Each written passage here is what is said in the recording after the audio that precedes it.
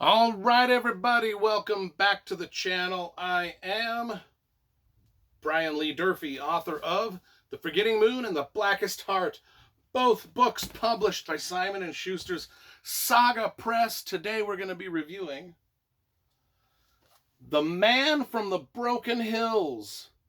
This is book number 2 in Louis L'Amour's Milo Talon trilogy. Book number 1, Rivers West, I reviewed earlier this year. This is book number 2. And then book number 3 I'm going to be reviewing soon and leaving a review, and it's just simply called Milo Talon.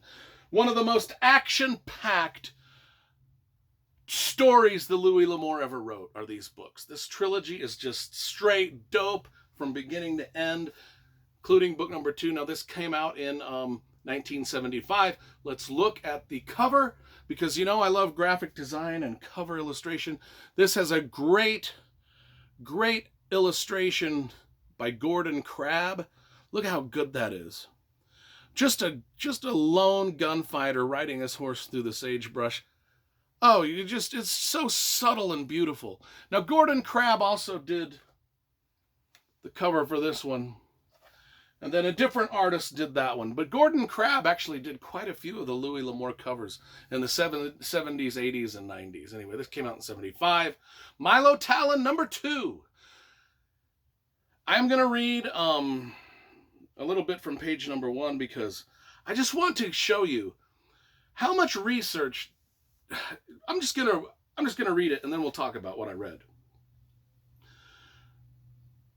So, skylining myself on the rimrock, I looked over the vast sweep of country below, rolling hills with a few dry watercourses and scattered patches of mesquite down one arroyo. In this country, mesquite was nearly always a sign that water was near, for only wild mustangs ate the beans, and if they weren't bothered, they rarely got more than 3 miles from the water. Mesquite mostly grew from horse droppings, so that green looked almighty good. What he's saying is, he's out in the desert and he sees some green, and he's like, well, there must be mustangs around because their horse droppings have caused these greenery to grow, and mustangs don't go that much. They don't go more than a mile away from water at any time, and there's mesquite stuff down there.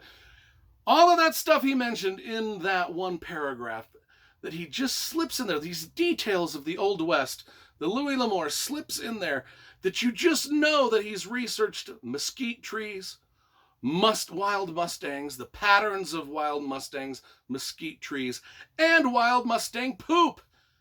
I mean, that's the opening line, and you already are you're in good hands because Louis L'Amour, and you trust Louis L'Amour has done this research and that what you're reading about this stuff is real.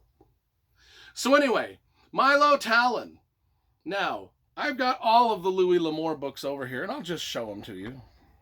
I've got this big, vast library, but that's my Louis L'Amour collection, and this is my the Sackets. The Sacket series is probably his crowning achievement. These books about the Sackets. Well, Milo Talon,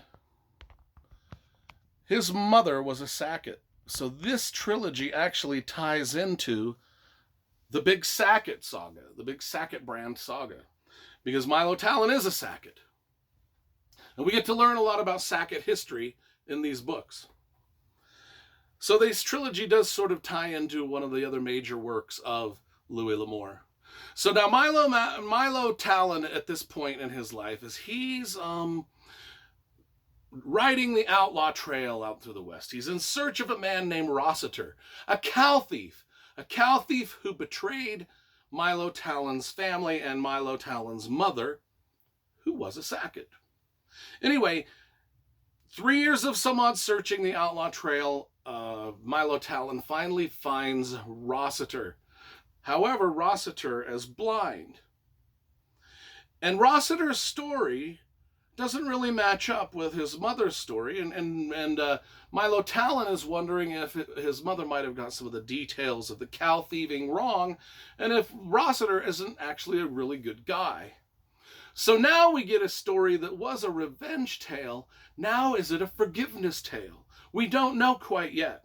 We don't know what to believe as the readers. And then we interject these two women, Anne Timberly and Barbie Ann, who may or may not become love interests, but we know that they're crazy trouble, the both of them, for Milo Talon. And so now we've got these things going on.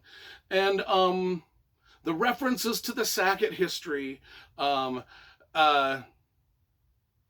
all of that stuff sort of plays into this theme of, which is more important, revenge or just forgiveness? Because remember, Milo Talon starts to, once he finds Rossiter, he starts to like the guy. The guy's blind. He's gone blind in the interim. He's actually a decent person in this new life he's made for himself.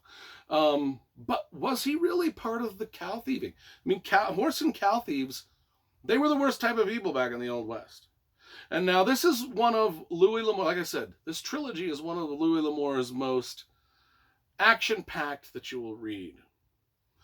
I mean, this has got gunfights, cattle rustling, Indian history, cow castrations galore, crazy women galore, gunfights galore. I mean, it's just one of the more readable, fast-paced stories that Louis L'Amour's done. All of them are readable and wickedly paced, but this kind of amps it up a little bit.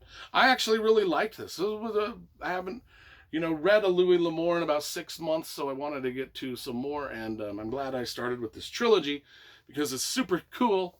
I am going to give this a solid 9 out of 10 for The Man from the Broken Hills by Louis L'Amour, book number 2 in the Milo Talon trilogy.